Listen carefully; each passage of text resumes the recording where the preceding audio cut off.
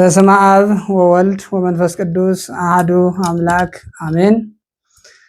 የተከበራችሁና የተወደዳችሁ የኦርቶዶክስ ተዋሕዶ ቤተክርስቲያን ልጆች እያላችሁበት የክርስቶስ ሰላም ይብዛላችሁ። እንደምን አደራችሁ? እንደምን ሰነበታችሁ? እኔ ጋር እግዚአብሔር ይመስገን ሁሉ ሰላም ነው። ሰላማችሁን ያብዛላችሁ። ዛሬ እንግዲህ ስለ በዓለ ሆሳዕና እንኳን አደረሳችሁ ከማለት ጋራ በዓለ ሆሳዕናን እንዴት አድርገን ማክበር እንዳለብን ትንሽ እንነጋገራለን፣ እንማማራለን። እዚህ በኮልታፋው አንደበቴ እኔ ለመናገር እናንተን ደግሞ ከያላችሁበት ለመስማት ሰሚ ጆሮ፣ ለእኔም አስተዋይ ልቦና፣ ለሁላችንም የተሰበሰበ አስተዋይ ልቦና እንዲያድለን የአምላካችን የልዑል እግዚአብሔር ቅዱስ ፈቃድ ይሆንልን። ጌታችን መድኃኒታችን ኢየሱስ ክርስቶስ በዓለ ሆሳዕናን እንድናከብር በበዓለ ሆሳዕና ምን እንደሰራ ዮሐንስ ወንጌል ቁጥር 54 ላይ እናያለን። እግዚአብሔር አምላካችን ከሁላችን ጋር ይሁን። ጌታችን መድኃኒታችን ኢየሱስ ክርስቶስ እንግዲህ በዚህ በበዓለ ሆሳዕና ብለን በምናከብረው በዓል በአህያ ውርንጫ ተጭኖ ወደ ኢየሩሳሌም ወደ ቤተ መቅደሱ እንደሄደና ሕዝቡ በተሰበሰበበትም እንደተገኘ ሕዝቡም የሰሌን ዝንጣፊ እያነጠፉ እንደተቀበሉት ሐዋርያቱም ደግሞ ልብሳቸውን መጎናጸፊያቸውን እያወለቁ እንዳነጠፉለት፣ አይሁድ ግን በዛ መካከል ደግሞ ጠማማ አለ፣ ቀና አለ። ቀና ስላለ ጠማማ አለ፣ ብርሃን ስላለ ጨለማ አለ፣ እውነት ስላለ ደግሞ ሐሰት አለ። ስለዚህ ሐሰተኞች፣ ጠማሞች እንዲሁም ደግሞ አሽሟጣጮችና ትምህርት ቤት ከጀሯቸው ላይ የተሰራላቸው ዩኒቨርሲቲ ከጀሯቸው ላይ ተሰርቶላቸው ይህንን ትምህርት ቤት የማይጠቀሙበት ደንቆሮዎች አይሁዳውያን ጸሐፍት ፈሪሳውያን ደግሞ እነሆ ሌሎቹ ልብሳቸውን ሲያነጥፉለት፣ ሰሌኑን ሲጎዘጉዙለት ሲያነጥፉለት፣ ለምለሙን ቅጠል የሰሌን ዝንጣፊውን ሲያነጥፉለት ደግሞ እነዛ ጠማሞቹና መስማት ያቃታቸው መማር ያቃታቸው መዳን ያቃታቸው የጨለማው ልጆች የፉኝቱ የቆስሉ ልጆች እኒያ የተረገሙት ደግሞ እነሆ ሆሳዕና በአርያም ሆሳዕና በአርያም እያሉ የሚያመሰግኑትን ህዝቦች ሆሳዕና በአርያም በእግዚአብሔር ስም የሚመጣ ብሩክ ዘይመጽእ በስመ እግዚአብሔር እያሉ የሚያመሰግኑትን ሕፃናትን ዝም በሉ እያሉ ሽማግሌዎችን ሌሎችንም ዝም በሉ እያሉ ተከታዮችን አገልጋዮችን ዝም በሉ በሏቸው እያሉ ይጮሁ ነበርና ይሄንን አስመልክተን ይሄንን እንግዲህ የሆሳዕናን በዓል እንዴት አድርገን ማክበር እንዳለብን ከጌታችን ከመድኃኒታችን ከኢየሱስ ክርስቶስ ምሳሌ ተቀብለን በአርአያው በአምሳሉ ስለፈጠረን እሱ የሰራውን ሁሉ ምሳሌ እያደረግን በዓሉን እናከብራለንና ዓመታዊ መታሰቢያ በዓሉን ስለምናከብር የት ማክበር እንዳለብን እንድንነጋገር የአምላካችን የልዑል እግዚአብሔር ቅዱስ ፈቃድ ይሁንልን። ስለዚህ በዚህ በማቴዎስ ወንጌል ምዕራፍ 21 ላይ ስትመለከቱ ምዕራፍ 21 ቁጥር 1 ጀምራችሁ ስትመለከቱ የምታገኙት ጌታችን መድኃኒታችን ኢየሱስ ክርስቶስ ወዳጆቹን ደቀ መዛሙርቱን እንዲህ አላቸው። ወደዛች ወደ ቤተ ሳይዳ ሄዱና ቤተ ሳይዳ እንግዲህ በዚህ በአዲስ ኪዳን ሁለት ጊዜ በዚህ በአብይ ጾም ውስጥ ሁለት ጊዜ ተጠርታለች። አንድ ጊዜ በመጻጉዕ ላይ ተጠርታለች፣ ሁለተኛ ደግሞ በዚሁ በሆሳዕና ተጠርታለች ማለት ነው። ስሟ ይጠራል ይጠቀሳል ማለት ነው። ወደ ቤተ ሳይዳ ሄዳችሁ የታሰረች ከውርንጭላዋ ጋር የታሰረች አህያ ታገኛላችሁ። ያቸውንም አህያ ፈትታችሁ አምጡልኝ። ምናልባት ግን ምን ታደርጓት የሚል ጠያቂ ቢኖር ግን ጌታቸው ይፈልጋቸዋል ብላችሁ በሉልኝ። ጌታቸው ይፈልጋቸዋል ብላችሁ በሏቸው ብሎ ሁለቱን ደቀ መዛሙርት ላካቸው ይላል። እነዚህም ደቀ መዛሙርት የተላኩትን ይዘው ሄዱ። አህያይቱንም ከልጇ ጋር ታስራ አገኟት። ጌታችን መድኃኒታችን ኢየሱስ ክርስቶስ የሚሆነውን ሁሉ አስቀድሞ ይናገራልና አስቀድሞ ያውቃልና ሳይፈጥረን የሚያውቀን ሳይሰራን የሚያውቀን ወደዚህ ዓለም ሳያመጣን ገና ደምና ጅማት አጥንትና ስጋ አኳሁዶ ሰው አድርጎ ሳይፈጥረን ገና የምንሰራውን የምናደርገውን የሚሆነውን ሁሉ ቀምሮ አስቦ አቅዶ ጽፎ ነውና ወደዚህ ዓለም ያመጣን። የሚሆነውን ነገር ነግሯቸዋል። ጠያቂ እንዳለ ነግሯቸዋል። ምን ታደርጓታላችሁ? ምን ታደርጋላችሁ? አህያውን ለምን ትፈታላችሁ? የሚል እንዳለ አስቀድሞ ተናግሯልና አህያዋን ሊፈቱ ሲሉ ምን ታደርጓት ብለው ጠያቂዎች ጠይቀዋል።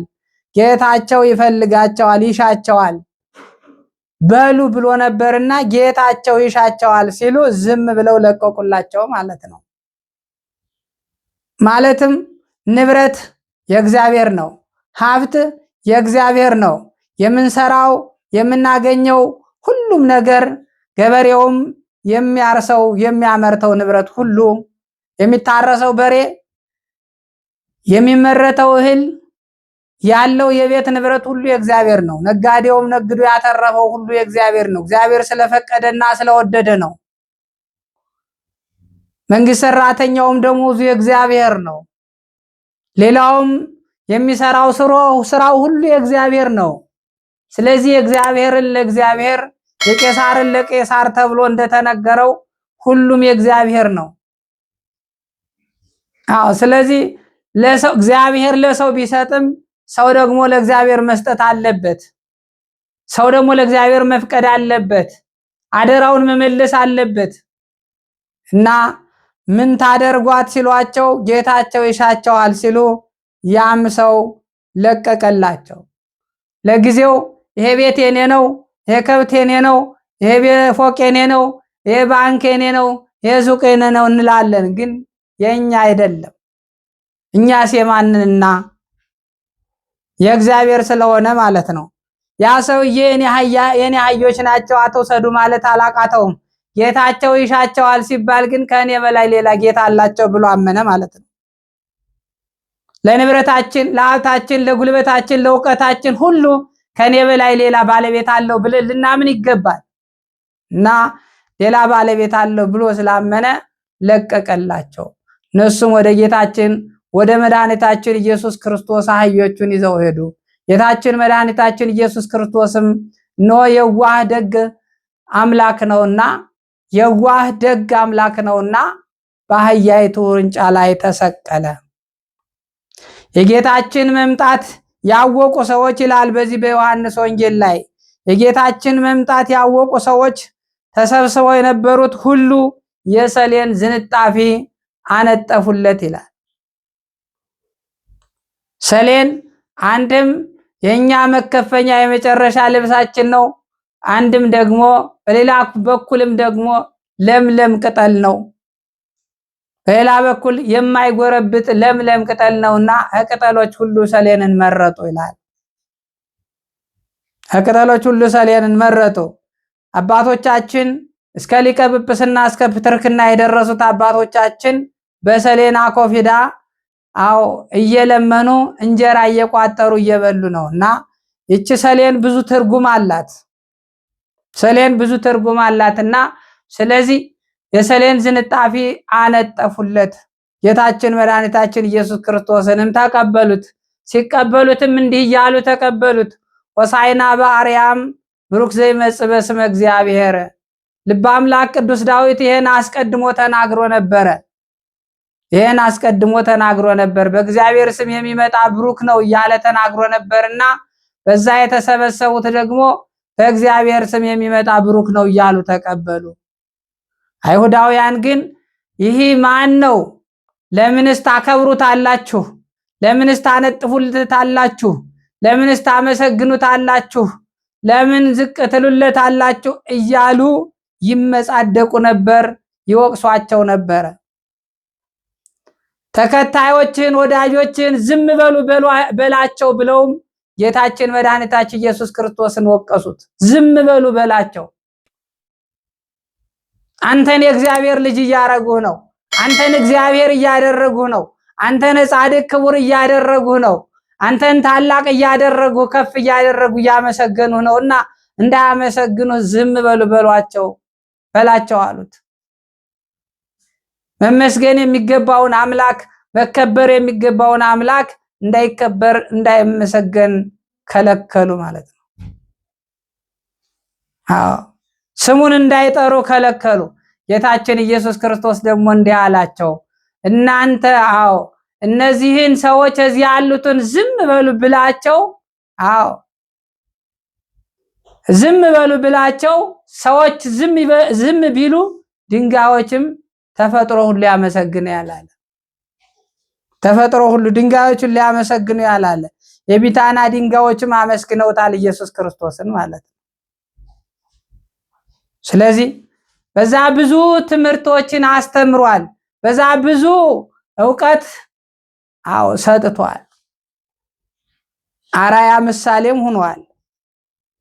በዚች በዝቅተኛይቱ በአህያይቱ ውርንጫ ለምን መጣ ቢባል ደግሞ አትቶ ርሰክሙ ብሎ ዛሬ ዲያቆኑ የሚያውጀው ራሳቸውን ዝቅ ዝቅ አድርጉ ብሎ የሚያውጀው ራሱን ዝቅ አድርጎ ጌታችን መድኃኒታችን ኢየሱስ ክርስቶስ ስለመጣ ሲወለድ ከከፍቶች በረት ከአህዮች ማደሪያ ከከፍቶች ማደሪያ ከበጎች ማደሪያ ሆሳዕናም ወደ ኢየሩሳሌም ሲገባ ደግሞ በአህያ ውርንጫ ሲነሳም ደግሞ የተገለጸው ለሴቷ ለተናቀችው ነው። ሁልጊዜም ኢየሱስ ክርስቶስ ራሱን ዝቅ ነው ያደረገ፣ ራሱን አልኮፈሰም።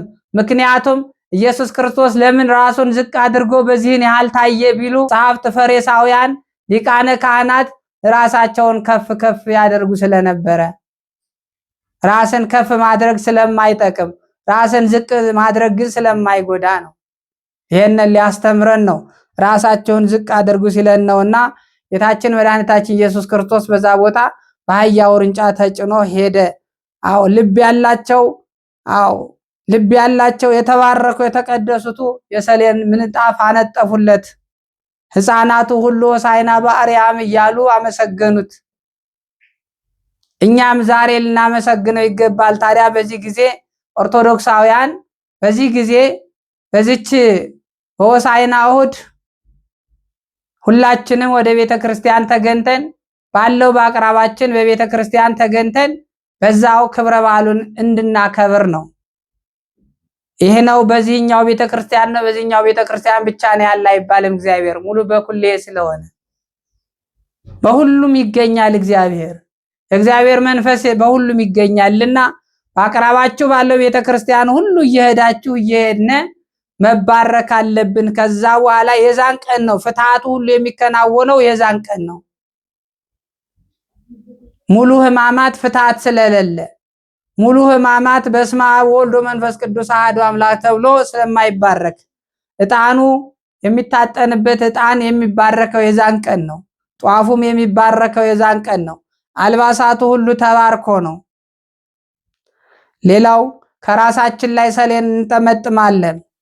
እዚህ ላይ እንግዲህ አሁን ምናልባት ቁርባን በሕማማት ቁርባን የለም። የአንድ የጸሎተ ሐሙስ ቅዳሴም አለ ቁርባንም አለ። በህቡ የሚቀደስ ቅዳሴ ነው፣ ቁርባንም አለ።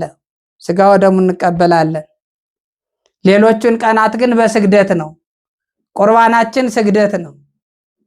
ስግደትም ስንሰግድ አራት ነገሮችን መሬት እያስነካን፣ አንደኛ ግንባር፣ ሁለተኛ እጃችን፣ ሶስተኛ ጉልበታችን፣ ተረከዛችን መሬት እያስነካን ነው መስገድ ያለብን፣ አቅም ያለው ሰው ማለት ነው። ቁርባናችን ቅዳሴያችን ሁሉ ስግደት ነው የሚሆነው። ግብረ ሕማማት እየተነበበ የዓመቱ ግብረ ሕማማት እየተነበበ ነው የሚሆነውና የሆሳዕና ዕለት የሆሳዕና ሁሉም ነገር ይከናወናል። ቅዳሴውም የዛን ቀን ይቀደሳል። የዛን ቀን ሰሌን እንቀበላለን። ከራሳችን ላይ ሰሌን የምንጠመጥመው የሾህ አክሊሉን ጌታችን መድኃኒታችን ኢየሱስ ክርስቶስ የሾህ አክሊል መድፋቱን እያዘከርነ ነው። እጃችን ላይ እንደ ቀለበት የምናስረውም የቃል ኪዳኑ ምልክት ነው። እንዲሁም ደግሞ ጌታችን መድኃኒታችን ኢየሱስ ክርስቶስ እጅና እግሩን እንደታሰረ የሚያመለክት ነው። እንዲሁም ደግሞ ብዙ እንትኖችን ምሳሌዎችን እናሳያለን የዛን ቀን ማለት ነው። ስለዚህ ዕጣኑ ጧፉ ግብሩ የሚባረከው ለሆሳዕና ማስቀደሻ ግብሩ የሚባረከው ሁሉ ማን ነው? ለጸሎተ ሐሙስ ማስቀደሻ የሚባረከው ሁሉ የዛን ቀን ነው። ስለዚህ የዛን ቀን ሆሳዕና በዓል በዛው በቤተ ክርስቲያን ተገንተን ማስቀደስ መባረክ ጸሎተ ፍታቱ የዛን ቀን ነው የሚፈታው። በሰሞነ ሕማማት አሁን በሰሞነ ሕማማት የሚያርፍ ከዚህ ዓለም በሞት የሚለይ ሰው ይኖራል። በስመ አብ አይባልም፣ መቃብሩ አይባረክም። የዛን ቀን ግን ሙሉ ተባርኳል። የሆሳዕና ሙሉ ተባርኳል ማለት ነው። በስመ አብ አይባልም፣ ፍትሐት የለም። ያው የግብረ ሕማማት የሕማማት ስርዓት ነው የሚካሄደው። የሕማማት ስርዓት ነው የሚካሄደው። ከዛ ቀጥሎ ደግሞ እንግዲህ የጸሎተ ሐሙስ ቅዳሴ አለ፣ ይቀደሳል ማለት ነው። በዚህ መካከል ስጋውን ደሙን የቆረሰበት ደሙን ያፈሰሰበት ያሳየበት ስለ ስጋው ደግሞ የሐዲስ ኪዳንን የራሱን መስዋዕት ስጋውና ደሙን ያሳየበት ዕለት ስለሆነ የዛን ቀን ይቀደሳል ማለት ነው። ከዛ በፊት ግን ሕማማት በቃ ሰሞነ ሕማማት በስግደት ነው የምናከብረው።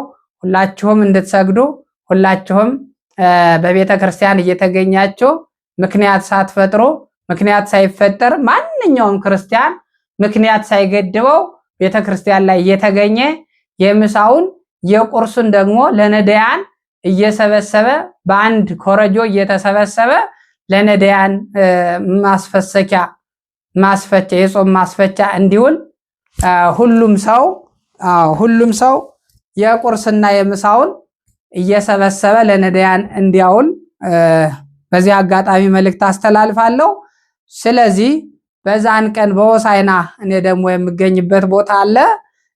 ወደ ኃይሌ ጋርመንት አዲስ አበባ ውስጥ የአብርሃሙ ሥላሴ ተብሎ በሚጠራው በአብርሃሙ ሥላሴ ቤተክርስቲያን እገኛለሁ። በዛ ተገንታችሁ ደግሞ አብረን ሆሳዕናን እንድናከብር የእግዚአብሔር ቅዱስ ፍቃዱ ይሆንልን። እንግዲህ በዓለ ሆሳዕና የሁላችንም ክብረ በዓል ነው። በዓለ ሆሳዕና የሁላችን ደስታ ነው። በዓለ ሆሳዕና የጌታችን የመድኃኒታችን የኢየሱስ ክርስቶስ በዓል ነው። በዓለ ሆሳዕና በአህያ ውርንጫ ተጭኖ ወደ ቤተ መቅደሱ የገባ መሆኑን የምናስተምርበት የምንማማርበት በዓል ነው። በዓለ ሆሳዕና ፍትሐት ሁሉ የሚካሄድበት በዓል ነው። የሆሳዕና የሕማማት ዋዜማ ነው። በዓለ ሆሳዕና የጾሙ የአብይ ጾሙ ከሕማማት ውጭ ያሉት የስምንቱ ሳምንታት የሐዲስ ኪዳኑ የትምህርቱ መጠቃለያ ነው። በዓለ ሆሳዕና እንግዲህ ሁላችንም በዛ በቤተ ክርስቲያን በምንባረክበት በምንቀደስበት በምንከባበርበት ቦታ ላይ ተገንተን እንድናከብር አደራ ላለው እግዚአብሔር አምላካችን በዓለ ሆሳዕናን ይባርክልን። ሁላችንም በዛ ተገንተን የሰላም በዓል፣ የክብር በዓል፣ የደስታ በዓል፣ የፍቅር በዓል ያደርግልን እግዚአብሔር አምላካችን። ጾሙን ጾመ ድኅነት፣ ጾመ ስርየት፣ ጾመ መድኃኒት ያደርግልን። ሰሞነ ሕማማቱን በሰላም ፈጽመን ደግሞ በሰላም ከብርሃነ ትንሣኤ ያድርሳችሁ እላለሁ። ወስብሐት ለእግዚአብሔር ወለወላዲቱ ድንግል ወለመስቀሉ ክቡር። አመሰግናለሁ።